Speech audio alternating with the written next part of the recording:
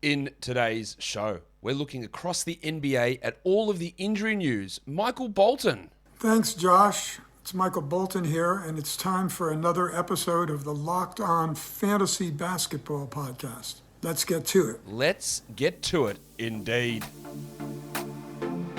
You are Locked On Fantasy Basketball, your daily fantasy basketball podcast, part of the Locked On Podcast Network.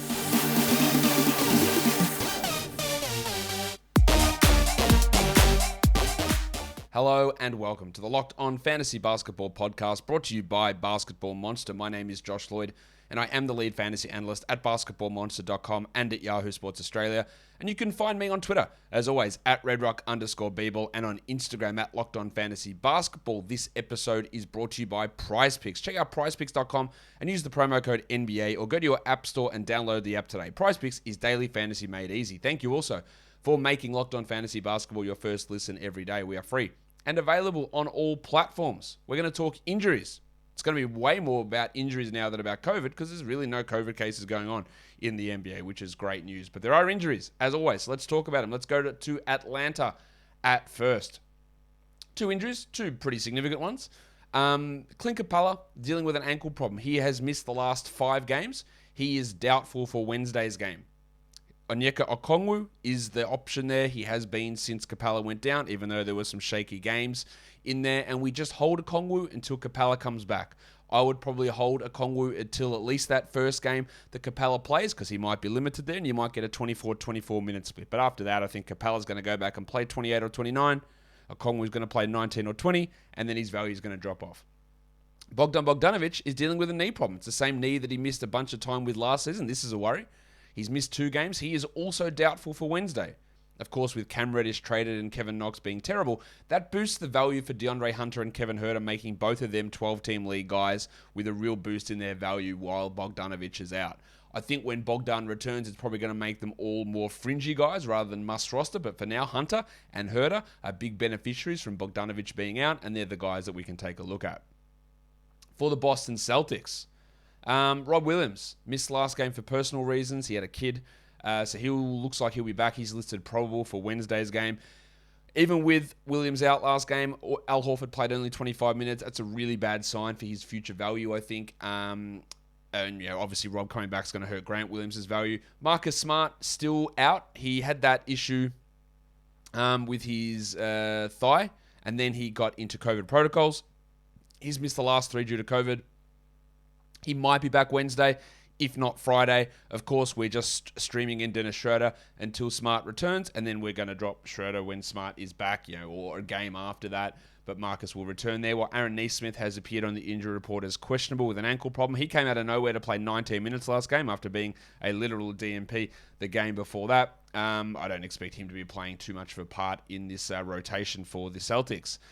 The Nets injury list is a lot larger. Smoking Joe Harris. We're probably another week away from him returning. I don't see him as a must-roster 12-team league player. I see him as a guy that can help you out with threes. Maybe he scores a bit. Is he going to be a guy that just blows up his usage because Kevin Durant's out, which we'll talk about in a second? I don't think so. I don't think he's that high-usage player. But he can be helpful for threes, of course. Durant's out with that MCL. Yeah, they said 4 to 6 weeks. I'm saying 6 to 8. So we're talking middle to end of February. Probably end of February, start of March, most likely for Durant. That makes it really tough for him. That's probably coming back around the start of fantasy playoffs. Of course, he's an elite player, but they will go pretty easy on him, I would imagine, when he comes back, with some limits for the first week and some back-to-backs being set out. They don't have to push him, and that's not great. Kessler Edwards replacing him. He's a worthy enough 12-team streamer. I wouldn't say that he's 100% a must-roster guy, but he is the guy that I would add over a Cam Thomas there. Nicky Claxton dealing with a hamstring injury. It's been Day'Ron Sharpe who's been starting in place of him. Do they go like a few other teams with a 3-center Claxton, Aldridge, Sharpe rotation? That worries me a bit.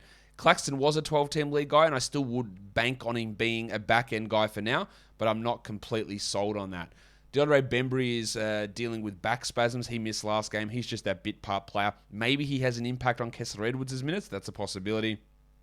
James Johnson out with an illness. He's not a guy that I really care for too much. Same with Paul Millsap in terms of what their roles are going to be. I think they're going to be small to non-existent. The Charlotte Hornets, we had whatever was going on with LaMelo Ball last game. He is probable, or he's off the injury report with that illness, so he should be ready to go on Wednesday, while Kelly Oubre has missed 4 straight due to COVID protocols. He is listed as questionable, and that means that if Oubre plays, the Hornets are healthy. So what does his role look like? Is he a 24-minute-a-night player, Oubre? I think this is going to make Oubre and Martin and Washington and McDaniels, none of them must-roster 12-team league guys. The guy you would want out of that group is Oubre, but even then it's still just a fringy sort of a player who can be rostered but benefits when someone goes out versus a team that's fully healthy. Let's look at the Chicago Bulls, another team with a pretty big injury list. Zach LaVine's dealing with knee soreness. Now, I've put the soreness there in quotation marks because it was a bit weird. Like, you don't really get knee soreness from an acute issue, which seemed to happen with LaVine. He went up, jumped, landed funny, and then now he's out for a week with soreness. They're not saying there's any specific injury, but I'm a little bit skeptical of that diagnosis. I don't know what it means exactly, but he's out for the rest of this week. Lonzo Ball is out on Wednesday again with knee soreness. Now, I think that's legit. He's had some knee problems in his past. That'll make it 3 straight for Lonzo. So this means that the value for Kobe White and Ayo Dosunmu does bump up. But in saying that, Alex Caruso looks like he's returning on Wednesday. So Caruso's 25 to 30 minutes are going to be cut into, or they're going to cut into White and Dosunmu's playing time. Now, Dosunmu's played 40 and 38 minutes the last 2 games, so he's got a little bit to lop off there. And he still can be a 30-minute-a-night guy and maybe a 12-team league player while Ball and LaVine are out. But there is going to be a change there with Caruso returning. Javonte Green's probably a week or so away from coming back from his groin injury. He's another player to put into that mix to impact guys like White and Dosunmu. Derek Jones Jr. probably 2-3 weeks away from him returning with that knee injury. Tyler Cook with an ankle. And Patrick Williams, I don't think he's playing in the regular season at all. Maybe he returns for the playoffs, but that would probably be it. I wouldn't expect him to come back before that. But what I would expect is for you to try Prize Picks, because Prize Picks is daily fantasy made easy. And for a limited time, PrizePicks has an exclusive no-brainer of an offer for all Locked On listeners. You get $50 for free if a player in your first PrizePicks entry scores a single point, but you must use the code NBA. That's right, an exclusive offer for Locked On fans who use the code NBA. PrizePicks is the best NBA DFS prop game on the market. They have every player, not just the guys playing the high minutes. And what you do is you get 2 to 5 players, pick individual player prop projections, go over-under, smush them together, and you can get up to 10 times your entry fee. PrizePicks also allows mixed sport entries, so use that award-winning app, download it. The entries are fast, they're safe, and the withdrawals are safe and fast and easy as well. Go to prizepicks.com today or go to your app store and download the app. All users that deposit and use the promo code NBA will get $50 free if your first PrizePicks entry scores a single point. That's right, all users that deposit and use the promo code NBA will get $50 free if your first PrizePicks entry scores a single point. PrizePicks is daily fantasy made easy. Let's go to the Cleveland Cavaliers. Only a couple of injuries they've got apart from the season enders. We're looking at Lamar Stevens, who missed last game with knee soreness. He was starting. Isaac Okoro took that spot back, and Isaac Okoro will keep that spot, and Stevens will go down to a sub-20-minute role. He's questionable for Wednesday, while Rajon Rondo, after playing 3 games in his Cleveland career, has missed the last 4 and will miss again on Friday with hamstring soreness. The dude's 38 years of age. He's got hamstring soreness. It is a terrible sign. Of course, we're not having Rajon Rondo in 12-team leagues. Maybe you'd have him in a 14-team league, but with persistent hamstring problems and the return of Okoro now, I don't really see that having any value. The proliferation of knee soreness around the league continues, with Dallas having both Maxi Kleber and Reggie Bullock questionable due to knee soreness. Kleber left last game with knee soreness. Bullock didn't play in last game with knee soreness. And with Bullock out, they gave those minutes to Josh Green, who's doing okay in his role. With Kleber, they were starting him next to Porzingis. Do they go back to Powell and Porzingis, or does Kleber get another chance to be a starter? But with KP back, I don't feel a huge amount of trust in Kleber to be a 12-team league guy. In fact, I feel no trust in him being a 12-team league guy, so leave him for deeper formats. But nothing long-term there, so that's good. The Nuggets, Austin Rivers dealing with an illness the last 2 games, and that has coincided with the big stiffy Bones Highland playing 30+. Rivers was getting a lot of minutes. I would personally just give all those minutes to Highland anyway. But whether the Dr. Michael Malone does that remains to be seen. So when Rivers comes back, he's questionable for Wednesday. It'll be, I would imagine, some impact on Highland. I don't mind streaming in Bones and seeing where it goes, but I would expect that 37 and 33 minutes he's played the last 2 games to come down a little bit. JaMychal Green dealing with COVID. He's out again on Wednesday, so that bumps a little bit of the value for Jeff Green and for Zeke Nagy, but it's not, numbers that we need to look at for 12-team leagues. Jamal Murray in the ACL, we still don't have any sort of real time frame, and I wouldn't expect him back before March. Bol, who was traded to Detroit, then failed a physical, and then Michael Malone said, well, according to us, he's healthy. He will now be out 6 to 12 weeks with a foot fracture in the opposite foot to the one he had the issue with in college. So the doctor, him and his stethoscope and his big white coat and his glasses and his clipboard, the doctor strikes again with his diagnosis of a healthy Bol. He's so healthy that he won't play probably again this season. So shout out to your mate, the doctor, Michael Malone. Blacko Chanchar, he's out with that foot injury. I don't expect Chanchar to play again this season with that fractured foot. On to the Detroit Pistons. Kelly Olynyk's return. It's not coming today, Tuesday. It could come Wednesday. If not, I would think almost definitely Friday Olynyk returns, and I'd be grabbing him just to see what happens here with this team. There's still Stewart and Lyles, and then Jeremy Grant is going to return maybe in a week or so. Well, at least in a week for Grant. He might be back in the next week, around 25th, 28th of January maybe for Jez. But Olynyk's worth a grab. Grant, obviously now, if he is still on your wire, you grab him now. Frank Jackson's dealing with the return from COVID protocols. He is out for conditioning on Tuesday. He is not a 12 or 14 team league player, though, while Isaiah Livers still remains out with foot soreness, and Chris Smith looks like he could be returning soon, Smitty, into the G League at least. With his ACL, he's not going to have any impact in the NBA, but it looks like he will be able to make his G League debut soon. Draymond Green is out for the next 2 weeks, at least. I probably wouldn't expect him back until February, reevaluated in 2 weeks. They changed the injury designation to say calf, or from calf to say back issue. That's obviously more troublesome. So Green is going to be reevaluated into. I wouldn't expect him back to February and maybe All-Star break. With him out, we're seeing Otto Porter, we're seeing John Kuminga get boosts. But remember also, in those last 2 games, Gary Payton hasn't played. And Payton was actually the starter when he got hurt. Payton is probable to return Tuesday with a back issue. And if they do go back to Payton, we'll know that really soon to see if they start him. The impact on Kuminga and Porter's minutes still remains to be seen. I'd rather have Porter than Kuminga in a 12-team league personally, but I understand the appeal in Kuminga, whose minutes have gone up. Now, those 2 games have been blowouts, a 42-point win and a 20-point loss, and that has helped Kuminga's production. But if Payton comes back, it is another player that can impact it. Andre Iguodala is questionable with a hip issue. Yeah, he's only a deeper league stream option anyway. Well, Jimmy Wiseman, Blunty, he's still out. That's a good question because we hadn't heard where he'd been for a long time, and we finally got an update because the Warriors, the sneaky bastards, they told us, oh, by the way, back in December, the guy had another surgery. We didn't tell you then, but we're going to tell you now. That was a bit of a setback. Thanks for the lack of information. Wiseman's not contributing to 12-team fantasy leagues this year. Is he coming back in January? I would highly doubt that. Maybe he's back in February. Do they actually need him to play big minutes? No.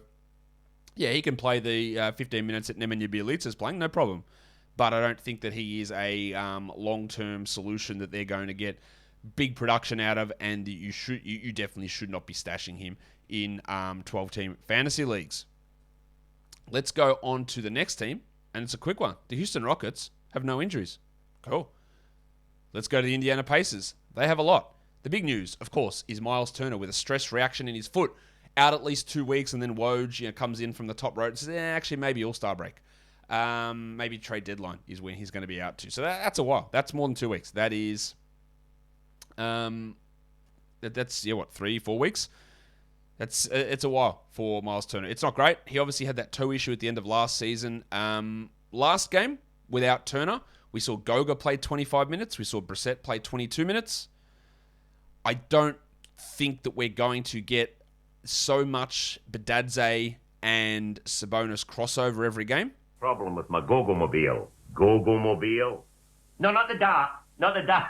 But Goga has a very interesting fantasy game. Now, his field goal percentage has been terrible this year, but he does have an interesting fantasy game. Goga, we saw that last game with his blocks and hit some threes and scored well on 78% shooting, which is not real, but he did play well. He is, Goga, I think, worth a flyer. I would prefer Goga, I think, over O'Shea Brissett, but it could very easily say, well, we're not going to start Torrey Craig, we're going to start Brissett, and he's going to play 30 minutes. Brissett put up big numbers at the end of last season when a bunch of players were out, but he has not looked good, I don't think, this season really at all. I wouldn't be surprised if it is Brissett over Badadze. I think Bitadze is the guy that I would grab and just to see what happens. I'm just not convinced, though, that the Pacers are looking at this Sabonis-Turner pairing and going, well, the two center thing's not working. We need to change it. Turner's out, so our solution is to put another center in there. I don't think that is a realistic view of it. That's what they did last game, which really shocked me. And I do like Goga, so I would take a flyer. But I'm just not convinced he's going to be playing those 25 minutes every night. I know that I'm not adding Torrey Craig. I'm also really worried about Malcolm Brogdon and his Achilles injury. He's played like one game in the last month, 17 minutes against the Celtics on the 12th of January. He just hasn't played. He's had Achilles soreness, COVID, Achilles soreness. He's out again. We don't know if he's going to play Wednesday. I'm really worried. Chris Duarte, a good boost there with Brogdon out. Holiday, a good boost with Brogdon out. They're going to start blokes like Sykes at times. They'll put Washington into the lineup. If Brogdon can string 3 or 4 games together and I can get a top 60 player back, I reckon I'd do that trade immediately. Like, I'm just so worried about where this Achilles injury is headed and his inability to get it right at all, and the fact that the team's not very good. I'm very, very worried about where Brogdon sits this year. TJ Warren, we're over a year since he fractured his foot. Still no word on when he's returning. Find it hard to believe that he's going to be able to have a fantasy impact this season. Maybe he's back in February at this point. And then what's he going to do when he comes back? So I think stashing him is probably worthless. Jeremy Lamb is out with knee soreness, and Timothy John McConnell dealing with a wrist issue. No point having McConnell, obviously, and Lamb is just a bit part player on this squad. Let's go to the LA Clippers. I was going to say Indiana Pacers, but no. Let's go to the LA Clippers. We just got news, as I'm recording this, about Paul George, who'll be out at least a few more weeks. The Clippers are still giving PG's elbow more time to heal. The plan continues to be to see how it responds to rest over the next few weeks. This, I don't think, is good. I don't think this is good at all. Because they were giving him 3 to 4 weeks to rest the elbow to see what happened. And now we're at that period and they've gone, we're just going to give it a little bit more time. So it's not responding. So that, to me, means they are still trying to hold out hope and delay surgery. But it's trending towards being bad. That's my read on it. I don't know that for sure. That's just how I'm reading that, which literally in the news has just dropped as I'm recording this on Paul George and his elbow. But I am worried that this is not good news for George. Luke Kennard could be returning soon from conditioning. He is going to bite into a little bit of what Amir Coffey's been doing, but Farmers Union's been playing really well and putting up some good numbers, and he should be on a 12-team league. The doubt I have of that being able to continue is still real, but he's putting up some really, really strong performances at the moment. But there has to be some sort of impact from the return of Kennard, because he was getting like 30 minutes a night before he got COVID and was playing pretty well, I thought there. Kennard can be a 12-team league option. I wouldn't be rushing to grab him. I would have Coffey over Kennard. But there is a possibility that in the end, it's just it's Batum, it's Coffey, it's Bledsoe, it's Kennard, and they all just eat each other's playing time and production and leave them all as stream and get lucky. Hope you get lucky on that one day when that player has the better game. But in terms of one of them being absolute must roster, I don't think it's there. Like Coffey and Batum are the two that I'd prioritize ahead of Kennard, ahead of Bledsoe. But that could easily swing depending on how Ty Lue is feeling. Kawhi Leonard's ACL, look, I'm not expecting Kawhi to have any impact in fantasy this season. And Jason Preston, who we haven't seen this season. Preston? I like that guy. Preston! Yeah, he's still out with a foot injury. I would have liked to have seen a little bit from him, but we're not going to see too much of him this season. But what we are going to see is Built Bar, and you're going to see the effects of Built Bar on yourself, because you are here in the new year, and I'm sure all of us want to lose some weight or put on some muscle. And Built Bar, 2 birds, 1 stone. You know that phrase? Built Bar is the delicious protein bar that doesn't taste like a protein bar. It tastes like a candy bar. But it is low in fat, low in sugar, low in carbs, low in calories, but high in flavor and high in the old DI. Deliciousness index. Cookies and cream, coconut, mint brownie, orange, strawberry, raspberry. So many delicious flavors, special editions, SEs getting thrown out there all the time on Built. So go to Built.com, check out the flavors. You're not going to be disappointed, but you're also not going to be disappointed because you get to use the code LOCK15. That saves you 15% off your order of Built Bar. So go to Built.com, make sure you get them and share it with your family. Otherwise, you're going to be excommunicated. Get those boxes. Go to Built.com. Use the code LOCKED15. Built Bar is built different. Let's look at the Lakers. Another player who's had a setback in his recovery, and that is Kendrick Nunn, who has not played this season. So he was getting some pain, it appears, in ramping up to return. I don't think that Kendrick Nunn is going to have much of an impact this season at all. I don't think, he's very good. And I don't think, obviously, he's not healthy. And I just don't see that role of 30-plus minutes or 27 or 28 minutes coming for him on this Lakers team, who admittedly are struggling. But they have a lot of guards. And a lot of guards that you could argue are better than him. I just don't see it for Nunn to have an impact this season. Anthony Davis, we're maybe a week away from him returning. Maybe he's back next week. That's a possibility. I would still expect Davis probably to be out for the rest of January, but it looks like he might be coming back a little bit earlier, which is great news. Of course, that does deflate the value of guys like Horton Tucker, if there was any value there to begin with, the value of Stanley Johnson, even a little bit of the value of Malik Monk, because it just reduces the usage of Anthony Davis. Carmelo Anthony's missed now 3 straight with this back issue. He should not be anywhere near 12-team leagues, by the way, and I know he is still rostered in far too many of them. And if you are one of those people rostering Carmelo Anthony, maybe you haven't taken away anything from this podcast all season. And that's fine. You can have that decision. I'll just disagree with it. On to the Memphis Grizzlies. Dylan Brooks is still out with this ankle problem. He's going to be out for a few more weeks. They've been starting Zaire Williams, but sometimes it's Williams, sometimes it's Jones, sometimes it's Conchar. Apparently it's never DeAnthony Melton. But these guys are all sort of taking turns in taking that value away or taking on Brooks's value and usage. None of them making a case for being a 12-team must roster, nor is Kyle Anderson. Brandon Clark actually seems to be the biggest beneficiary somehow. Killian Tilly and Yves Pons are both still dealing with COVID. Tilly will be out on Wednesday. Pons might return, but he's not going to return to any playing time, so you don't need to worry too much about that. The Miami Heat. Kyle Lowry missed out a big opportunity to drop 50 points with 17 assists last game, as it was a revenge game. But he was out for personal reasons. We hope everything's all right there. Maybe he's back on Wednesday. We don't know. Markieff Morris is now dealing with conditioning to come back from his neck injury, so his return could be coming. We'll see exactly where he ends up, whether he can get that level of playing time, which may have an impact in leagues. I highly, highly doubt that, but maybe it's possible. We haven't really heard anything about Victor Oladipo. Again, I do not think that Oladipo is going to impact fantasy leagues. I would not expect him back until February, and then he's got to get minutes away from Lowry or Hero or Butler or Robinson or Strus or Vincent or Martin. And you could say in his prime he's better than a lot of those guys, but he's not in his prime. He's basically been injured for 3 straight years and looked terrible every time he's taken to the court after 17-18. And I don't think it's a worthy stash option. I just don't see him pushing into 30 minutes a night, getting the ball as much as he needs, and being impactful defensively. I hope he proves me wrong. I don't think he will. KZ Okpala dealing with a wrist problem. With this team healthy, he's not going to play regardless. The Milwaukee Bucks, relatively healthy. The problem is 2 of their best players are hurt. Drew Holiday is dealing with his ankle soreness. There is some hope that he returns on Wednesday, but he has now missed 5 straight with this ankle soreness. He was playing at a super high level. Hopefully he's able to return. While Brook Lopez still dealing with the effects of back surgery. There is some hope that it's not a season-ending injury. I'm always skeptical about a back surgery, but maybe he's able to return. I would expect it wouldn't happen until towards the end of February if he does return, but we're not stashing him, of course. That helps Bobby Portis. On to Minnesota.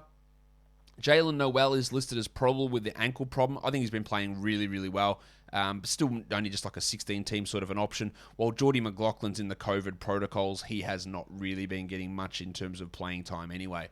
The Pelicans, there's only one name on the list. It's a big one, and that's Zion Williamson. We haven't really had a recent Zion update. I don't expect Zion to return at all this month. I think maybe he can come back at the end of February, and I think holding him in an injured reserve slot is not worth it. He will come back. He'll play like 22 minutes a night. He'll sit out games through your fantasy playoffs, and while Zion's great, like those sort of minutes and restrictions aren't going to be enough for you. I don't think he is worth holding, despite the fact that if he played this year, he could have been a top 20 player, I think. He just hasn't played. He's still not playing. We don't know when he's playing. It's not worth it. On to the New York Knicks. They play today. Cam Reddish still out with the ankle problem after the trade. Thibodeau said he's going to be out a while, but I don't know what that means. I actually don't know what his role is going to be. There's still, he comes onto this team and replaces nobody. because Knox wasn't playing, so how do you carve out 28 minutes for him? I think that's too many, and I don't think he's a 12-team league must-roster player. Nerlens Noel still dealing with this knee injury. He came back, he played one game, and he's out again. He's out again Tuesday. Impossible to roster him at this stage. Well, Kemba Walker is officially questionable for Tuesday. Will they start Kemba if he plays? Will he come off the bench? I still have completely no idea what the plan is with Kemba Walker. Well, Derrick Rose is out for weeks, if not months, with that ankle surgery. The Thunder only have a couple of blokes on their injury report. Kenrich Williams, the Oklahoma City Mudflap, is dealing with COVID. He'll be out for a couple of games. His absence has given some rise to more minutes for guys like Ty Jerome and Mamadi Diakite, who's been getting the backup minutes over Isaiah Roby. And actually, Derek Favors was a DNP last game as well, but there's no real value in these blokes. And Vic Krejci dealing with an ankle issue. Again, not a player who's really playing at all. The Orlando Magic, the injury list is coming down, but there's still a lot of the old familiars there. Wendell Carter Jr. has now missed 6 straight games with his hamstring issue. That is obviously a concern. Wendell has had injury concerns a lot in his past. We hope that he is able to get back really soon, because he had obviously been impressive this season and one of the big surprises of the season, I think, to have played as well as he has. But we just don't know at this stage when he's returning. With him out, Mo Wagner has been playing well and been an interesting 16-team league streamer. The other injuries, they're all the long-termers. Markelle Fultz, when's he coming back? I don't know. They aren't telling us, and I don't think he's a stash player, because I just don't think he's going to get enough minutes, especially immediately. It might take a while, and then you've got Suggs and Anthony ahead of him, and then Harris is playing as well. So does Fultz come back and play 18 minutes a night? Probably. Is that enough for 12-team leagues? No. And then the Spectre, John Isaac, the penman, the author. When's he returning? I don't know. I don't know. I just don't know. And again, the guy who's been out for, honestly, getting really close to 2 years now with a torn ACL, when he comes back, surely the minutes will be monitored. Surely the games will be missed. And, does he play over Bumba, over Carter, over Wagner? I don't know where he plays. He will have an impact, but in the end, I think it's just going to mush everything together. I think Bumba loses the minutes. Wagner will be relatively stable.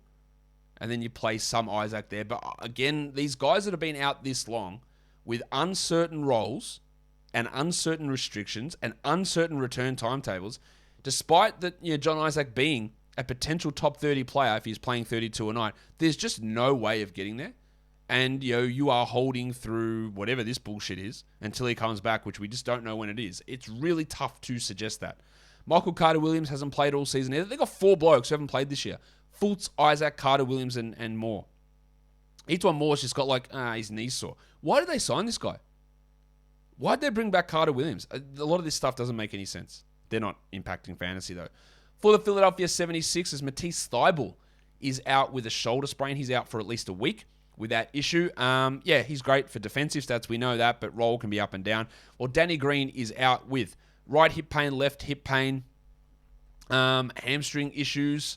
I think he had an ankle problem chucked in there as well. Back spasms, knee contusion. 2 hip issues, a knee contusion, and an ankle sprain.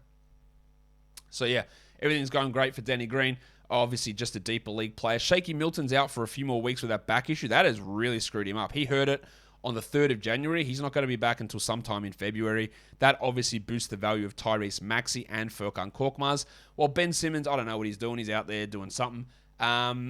He's not playing for Philadelphia again. Is he going to get traded? I would put the odds at about 30% personally. I'm not feeling particularly hopeful of him getting moved, but he is high enough value that with the 3 weeks left until the deadline, I would hold on to him, and then I would drop him after that. On to the Phoenix Suns. DeAndre Ayton dealing with an ankle problem. We don't expect that it's serious, but he heard it on Sunday. He missed Monday.